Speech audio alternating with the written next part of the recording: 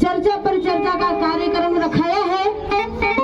आज हमारे नाल पर प्रकाश भैया है और झाल पर मोहन भाई है और बंजो हमारे संतोष भाई छोट भैया है, ये बजा रहे हैं।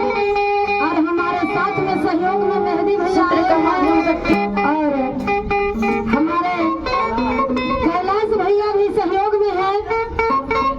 और हमारे डीजे साउंड पर अजय भैया जी। हेलो। आज महेश्वर सिंह गुरु के चर्चा परिचर्चा में इतना बढ़िया डीजे है, इतना बढ़िया साउंड का आवाज आ रहा है कि सभी आवाज से हम लोग अवगत हैं।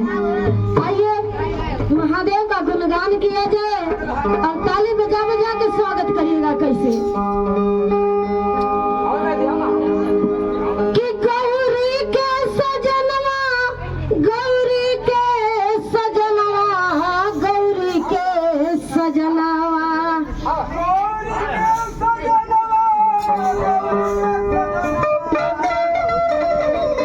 गौरी के सजनवा, गौरी के सजनवा, गौरी के सजनवा,